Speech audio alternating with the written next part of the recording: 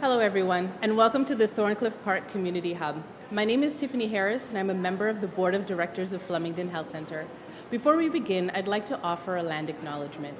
We acknowledge that Flemington Health Centre and the Thorncliffe Park Community Hub are situated on the traditional territory of the Mississaugas of the Credit, the Anishinaabe, the Chippewa, the Haudenosaunee, and the Wendat peoples, covered by Treaty 13.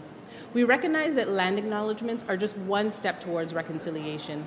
We remain committed to building respectful, ongoing relationships with Indigenous communities and to learn from their leadership and knowledge.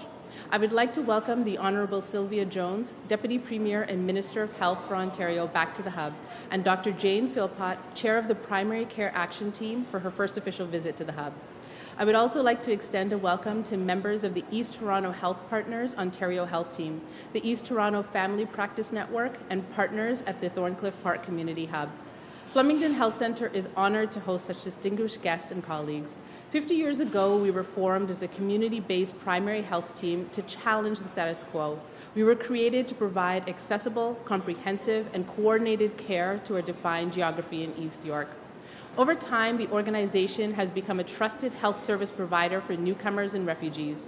Clients in our care are 54% more complex than the average population, yet only 8.8% use the emergency department inappropriately, and only 5% are readmitted to the hospital post-discharge. FHC is proud of the impact we have in keeping our community well. We acknowledge the people in the room who help make FHC a success. Thank you for your support. I would now like to pass the proceedings over to Minister Jones. Thank you.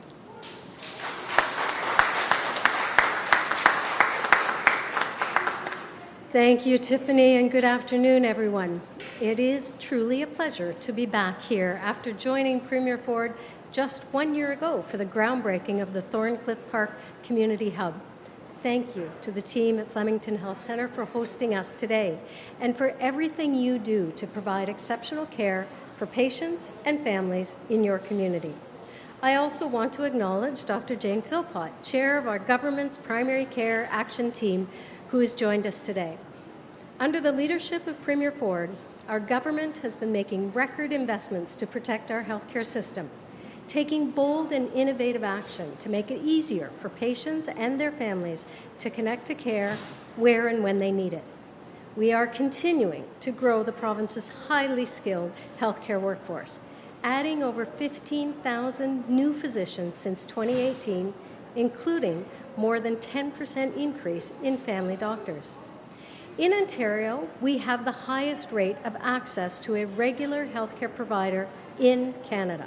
And last year, our government invested $110 million in primary care teams across Ontario, helping to connect 328,000 more people to primary care close to home. In just over 6 months since its creation, Ontario's Primary Care Action Team, led by Dr. Philpott, has made significant strides. We are investing $300 million to build up to 17 new and expanded community-based primary care teaching clinics in communities with high rates of unattachment to primary care. And our government recently passed the Primary Care Act, which establishes primary care as the foundation of Ontario's healthcare system and sets out 6 clear objectives for Ontario's publicly funded primary care system to ensure people know that they can expect and what they can expect when connecting to primary care.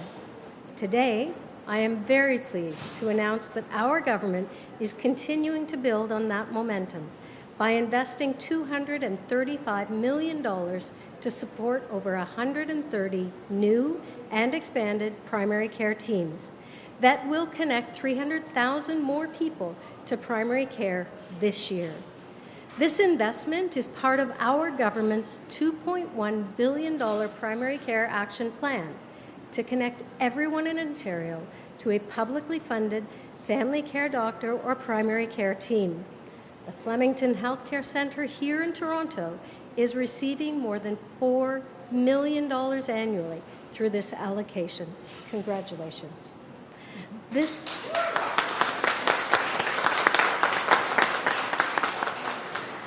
This investment will help attach more than 9,600 people to primary care through the East Toronto Health Partners Ontario Health Team. This will help increase capacity across East Toronto and reduce reliance on emergency services by meeting patients' needs earlier and more effectively in the community. Through this last investment, our government is also providing primary care teams with $142 million in operational funding over 3 years to recruit and retain healthcare workers. This funding can be used for non-physician team members, such as nurse practitioners, registered nurses, physician assistants, and pharmacists. By funding new and expanded primary care teams across Ontario, our government is protecting Ontario's healthcare system and helping connect everyone in Ontario to a primary care provider for years to come. Thank you again to Flemington Health Centre and all the healthcare workers across Ontario who provide tremendous care to patients and their families and contribute so much to the health of our communities. I'd now like to invite Dr. Philpott to share a few words. Thank you. Stay well. Thank you, Minister Jones, and good afternoon, everyone. I am honored to be here with you today for this exciting announcement. As Minister Jones has shared, the Primary Care Action Team has been working hard since launching just over 6 months ago. And I want to thank the Minister and Premier Doug Ford for their leadership and their commitment to connect everyone in Ontario with a family doctor, a nurse practitioner, and/or a primary care team. In April, the Ontario government launched a call for proposals to create and expand up to 80 primary care teams in order to attach 300,000 more people to care. This call for proposals focused on communities that have the highest numbers of people who are not already connected to primary care, including those on the Healthcare Connect waitlist. Today, I am thrilled to share that 76 proposals, which represent over 130 new and expanded primary care teams across the province, have been approved for funding. These teams will be the front door to care, offering timely, comprehensive support led by a family doctor or a nurse practitioner. Over the next year, these teams are going to work to connect more people in their communities to the ongoing care they need. This is a major step in our plan to connect 2 million more Ontarians to primary care by 2029. We know that many have waited a long time for this, and while it won't happen overnight, teams will begin accepting patients in the coming weeks and months. Thanks to the government's historic investments, we are making meaningful progress to ensuring that care is connected, convenient, and comprehensive. And this is just the beginning. Additional opportunities for funding are coming, with the next call for proposals expected in September. Finally, I want to thank the dedicated clinicians, the family doctors, nurse practitioners, and the whole range of health professionals who are the heart of our primary care system. Your compassion and commitment every day is what makes this possible. Thank you very much. And now I'd like to invite Mireille Chung, who is the Flemington Health Centre's Director of Community Health, to say a few words. Merci beaucoup.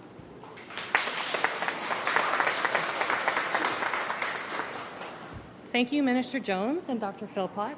We are deeply honored that you have chosen to invest in our partnership with East Toronto Health Partners, the East Toronto Family Practice Network, and many other dedicated community organizations. My name is Mireille Chung, and I serve as the Director of Flemington Health Centre, a community health centre with a proud 50-year legacy. We are delighted to host today's announcement, which marks a significant step forward in advancing team-based, community-driven, integrated primary health care. We are all acutely aware of the challenges in ensuring consistent, comprehensive access to primary care, yet by working together, we are developing innovative, effective solutions right here in East Toronto.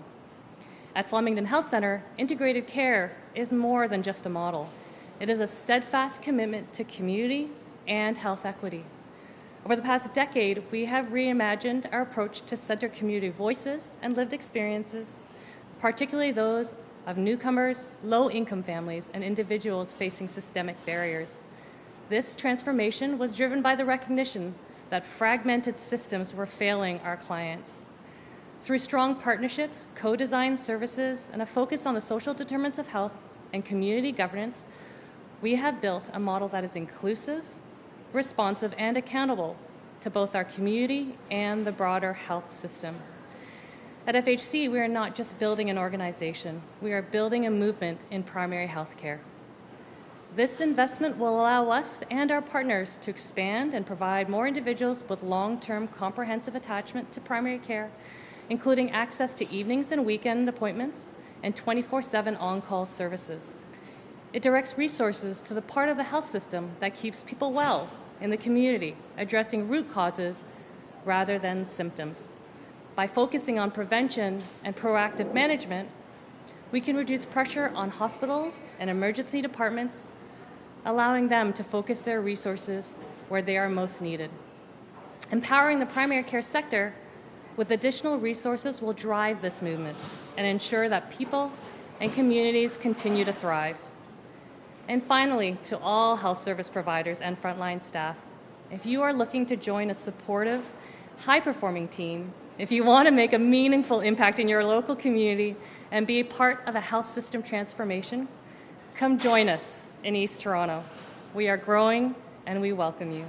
Thank you.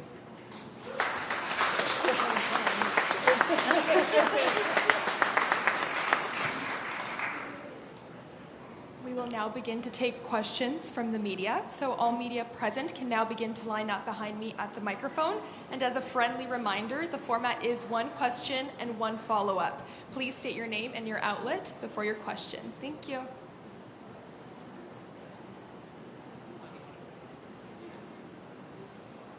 Hi there, it's Lorenda Redicop with CBC News. Every week we keep hearing about more measles cases. I know we're not supposed to ask double-barreled questions. I learned this in journalism school, but I'm going to do it, and I'm hoping for a response to both parts of the question. So let's see. Do you have a goal for when this outbreak will end? And also, what should the protocols be for summer camps? We know that these camps are going to be getting underway very soon. Yeah, so listen, I don't have a crystal ball. I rely very heavily on the work that our local public health units are doing, the education piece where we're doing campaigns consistently talking about the benefits and the need to make sure that you're up to date on measles vaccines.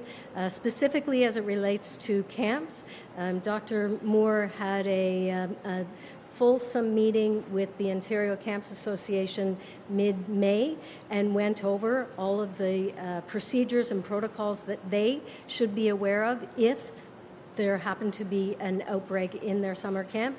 And of course, the local public health units I really have to call out because there has been some very specific parts of Ontario that have been impacted, and those public health units are going above and beyond to make sure that not only are the residents educated and informed about what is available, we as a government have made sure that there is sufficient vaccines, and we're just making people aware of how valuable being vaccinated is, not only to you and your children, but individuals in the community who cannot receive that vaccine.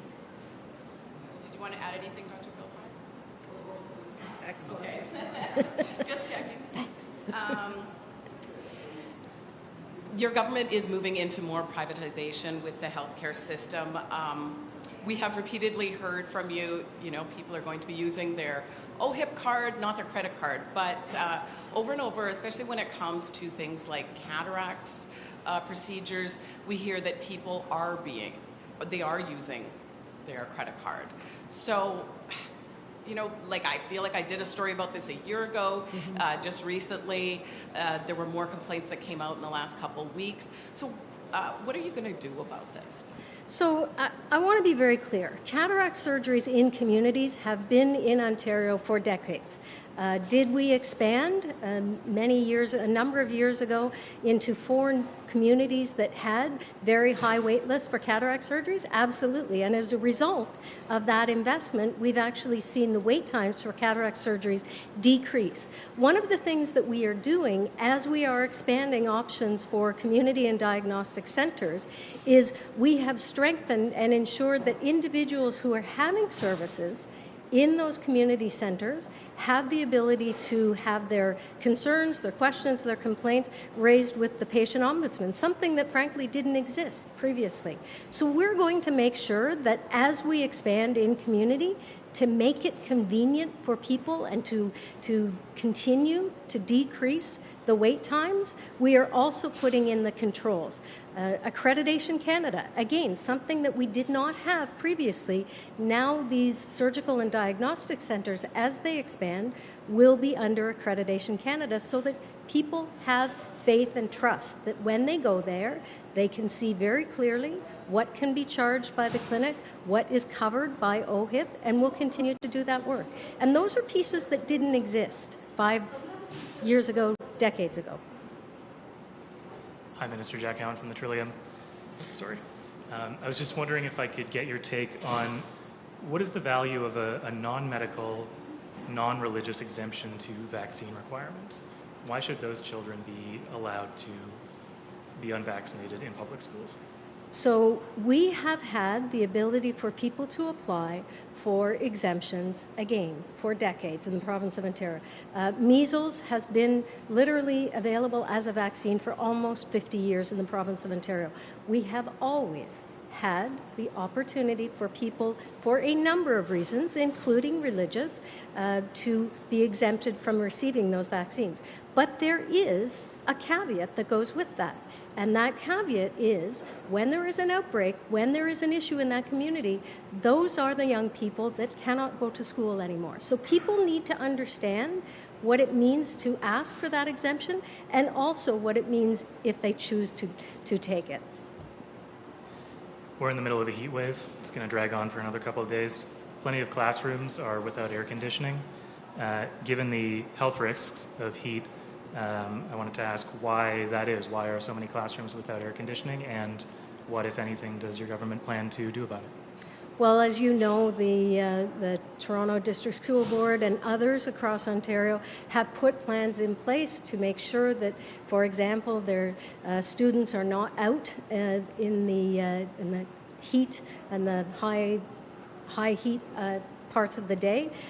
They are making sure that they're modifying their classrooms and where those classrooms are located while the heat wave continues. And I will leave it to the school boards to make sure that they put the pieces in place to keep their students protected, because each school is different and unique for what they are looking at in terms of where the students are best protected and where they can modify their learning environment. Good afternoon, Minister. Mark McAllister from City News. When all the drug consumption sites were closed and the efforts were made to try and get heart hubs in place, I believe you were expecting that agreements were going to be in place as of April 1st. Why aren't all of those agreements in place and signed at this point? So first of all, the consumption and treatment sites that applied and were successful, all of them were successful, to transition into heart hubs are operationally started. We have had, as you can imagine, as we expand the program into communities that didn't have a consumption and treatment site, but wanted to have the option of providing a pathway out of addiction and support for mental health. Some of those organizations are taking a little longer to find the appropriate space to work through the recruitment and hiring, and that work is ongoing. I can assure you that the Ministry of Health is working very closely with those individual organizations, depending on where they are in terms of, are you still looking for space? Are you still hiring? Have you formulated the transitions and the partnerships within those communities? Because keep in mind, heart hubs are much more than just consumption and treatment. They ensure that we focus on the treatment aspect, and that could be today providing primary care. Tomorrow it might be assistance with your mental health issue. But all of those pieces together mean that multiple agencies and organizations are coming together to provide these services, and some of that work takes a little longer. We also know that you've extended some of that startup funding to help with that process and getting these heart hubs fully up and all operational. Is there a time when that funding runs out and you are expecting that all those services are in place? I absolutely expect the successful applicants to be operationalized as quickly as possible. As I said, there are going to be examples where perhaps modification, renovation has to happen at a particular site. So that's why I say we're working individually with these organizations across Ontario to make sure that whatever the barrier is, we're assisting at the ministry level. Hi, Minister. Siobhan Morris from CTV News. Dr. Philpott could join in on this one if you want. I'm just looking for generally some advice you have for Ontarians in this hot weather. How should they be taking care of themselves? And if there's anything the ministry is doing or if it's all sort of happening at the public health level. Yeah, so this is yet another example where the local public health units really play a very important role. I know that the City of Toronto, through their public health unit, are providing bottled water for individuals. To me, this is, more than anything, the time to reach out to your friends, your neighbors, to make sure that they're doing okay.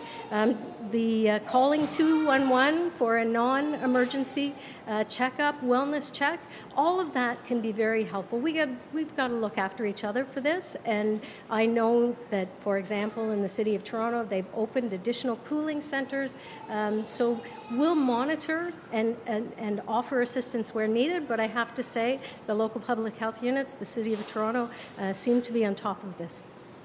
Last question. And just, I guess, as part of this is probably more in the realm of Ministry of Labour, but as Deputy Premier, I hope you could weigh in on this controversial closure of some pools in Toronto. The city said they were citing occupational health and safety for their workers. Does that make sense? I will leave that to the City of Toronto. Thanks, Siobhan. Thanks so much, everyone. That concludes our media availability, so thank you, everyone, for attending.